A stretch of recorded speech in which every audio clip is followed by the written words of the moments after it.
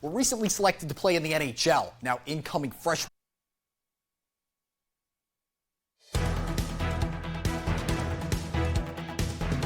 From across the Twin Tiers, this is WENY News at noon. Good afternoon, and thank you so much for joining us for WENY News at noon. I'm Max Coven. Renata Steele has the day off. Well, earlier this morning, we received reports of an active fire in West Burlington Township in Bradford County. Our very own Marcy Walsh is live and went down there to figure out what is going on. Good afternoon, Marcy.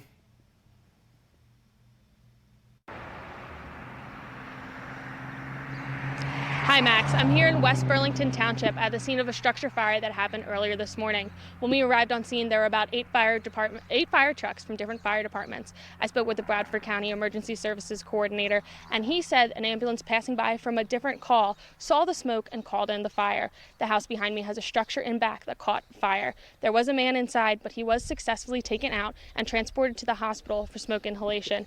Bradford County says that this emergency has been taken care of. It's cleaned up. There were lots of crews on scenes earlier, but they all left. So it seems like everything is wrapping up nicely here.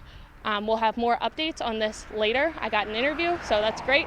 Everything's wrapping up. But for now, in West Burlington Township, I'm Marcy Walsh, WENY News. Marcy, thank you so very much. Well, it was a damp start to our Monday with showers exiting to our east. Meteorologist Catherine Schwam joins us in the studio to let us know when the showers could return. Good afternoon, Catherine. Well, good afternoon, Max. We're not all out of the clear yet. We still could see a couple of wraparound showers and even a stray thunderstorm this afternoon, but most of that heavy rain has pushed off to the north and the east, leading to a lot of flooding in much of the north and east as well. You can see a lot of flood warnings heading up towards Burlington this afternoon. A lot of those showers continuing to spread to the north and east, but for us, a lingering couple of showers passing by earlier this morning, but we have been seeing those clouds decreasing and a little bit of sunshine filtering through this afternoon. But again, there is that chance for a stray shower or even a thunderstorm going into the evening. Now, these temperatures have risen pretty nicely. We're seeing them rise into the mid and upper 70s. Some of us, though, lagging behind a little bit, like Germania. You are still seeing at 70, 78 in Westfield. We're up to 75 in Penn this afternoon. Right now it's 76 in Elmira, mostly cloudy, a little bit of sunshine again filtering through. That dew point dropping from a 67 we were at earlier down to a 61, so that humidity is dropping this afternoon, but still feeling pretty humid out there. Now for today, those temperatures all the way up to 79, those clouds decreasing as the day goes on. A stray shower or thunderstorm cannot be ruled out, as well as some gusty winds. But tonight we're not dealing with any showers. We're actually looking seasonable as low temperatures fall down to 59 under some partly cloudy skies. Now I'll let you know when we could be back in the 80s in just a little bit, but for now I'll send it back to you, Max. Catherine, thank you. Well, more rain and possible flooding is in the forecast for parts of New England today. The National Weather Service issued its first ever high-risk warning for areas surrounding Burlington, Vermont. Now, this comes after a massive flooding overwhelmed parts of upstate New York and Connecticut on Sunday. Elijah Westbrook has the story from Yorktown, New York. The torrential rain is moving north, taking aim at Vermont Monday. Roads in Orange County, New York were quickly underwater Sunday when almost 8 inches of rain fell in just a few hours. Local officials say a woman in her mid-30s trying to evacuate her home in Highland Falls died when she lost her footing and was swept away. Terror, devastation, right here less than 24 hours ago. First responders were able to rescue dozens of people by boat, many caught by surprise at how quickly the water rose. I've been up here 7 years. This is the first time I ever had seen this happen. Residents in New York's Westchester County woke up to massive flooding. This is Yorktown, where Old Yorktown Road is still underwater. Similar scenes played out across the Northeast. Roads and bridges buckled under the weight of water in Norfolk, Connecticut. The bridge on our property, it's basically floating on the water right now. If it comes up, I don't know, 3 or 4 more inches, the bridge will be gone. Rail lines weren't spared either. Water, mud, and fallen trees left train tracks either submerged or impassable, likely disrupting thousands of commuters heading into New York City Monday morning. And today, the Finger Lakes Land Trust announced it has acquired 11 acres in Dryden that will become part of the Etna Nature Preserve. With over 3,000 feet of land along Fall Creek, the Land Trust said the move will not only safeguard the habitat for fish and wildlife, it will also secure drinking quality for Cornell University. The land contains a ton of variety with woods, wetlands, and streams, plus even comes with a short hiking trail that complements the landscape and facilities for bird watching. The Finger Lakes Land Trust is a nonprofit focusing on local environmental health by presenting and protecting critical wildlife habitats. And coming up this Thursday, New York Attorney General Tish James will be in Ithaca and Owego taking questions from residents on some hot topic issues. Now, the forums are designed to give New Yorkers a chance to meet with the Attorney General and members of her staff that are local government officials. James is set to visit the Greater Ithaca Activities Center and then follow that up with a question and answer session at the Joshua House in Owego. Topics will include, but are not limited to, tenants' rights, housing discrimination, employee wage, and hour laws, plus even consumer fraud and more.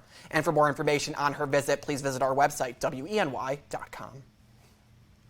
And the city of Elmira is continuing to make Brant Park more beautiful, as it should. By unveiling new benches yesterday, the city celebrated its teamwork with the Brant Park Beautification Committee, along with the help of Harold and WENY Watts and Brant Park Trust. Now, the city of Elmira plans, or actually did, unveil 15 new benches Sunday at the Southern Tier Park. This move is designed to make it more inviting to the community. A ribbon cutting for the benches that was a partnership between the Brant Park Trust and the City of Elmira and the Brant Park Preservation Society Committee to get these new benches purchased and set up. And Sunday's unveiling was 18 months in the making. Mayor Mandel told WENY News the old benches were, quote, pretty much in disrepair, end quote. And continuing a story we first brought you yesterday, 5 members of Jehovah's Witnesses congregations were charged for allegedly abusing children across the Commonwealth. Pennsylvania Attorney General Michelle Henry made the announcement in Philadelphia on Friday. All the children were members of Jehovah's Witnesses congregations. Henry says the alleged abusers gained access to the victims through the organization. The lawyer for one of the men accused said his client does deny allegations and looks forward to setting the record straight. Now, for a complete list of the people arrested and each one of their charges they face, visit our website, WENY.com. And in another story we're continuing to follow, the manhunt does continue for the, quote, dangerous Pennsylvania escaped inmate.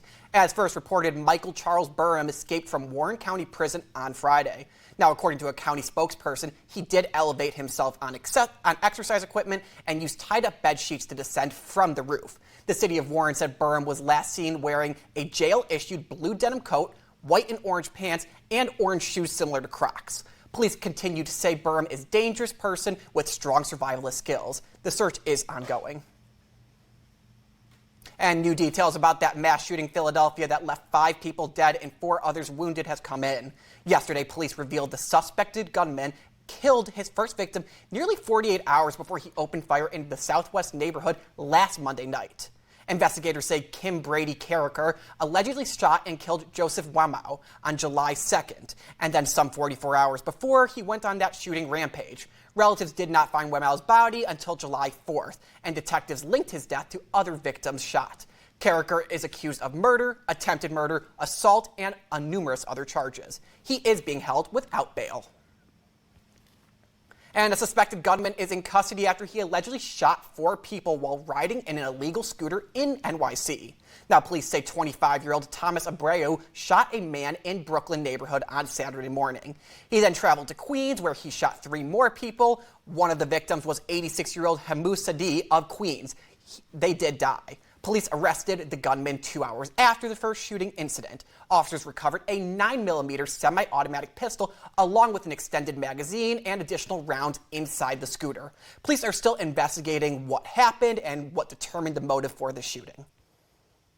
And we do have some breaking news this morning. Disgraced doctor and convicted child sex abuser Larry Nassar was assaulted and almost killed during an incident at a Florida prison yesterday. Now, that's according to 2 sources close to the incident who said the former USA Gymnastics doctor was stabbed 10 times. He's currently serving a 175-year prison sentence for assaulting more than 150 women and girls. Now, the president of the prison's local corrections officers union credited corrections officers with saving Nassar's life. According According to a statement from the Bureau of Prisons, the attack happened yesterday afternoon. Nassar was transported to a hospital and the investigation is underway. Coming up for the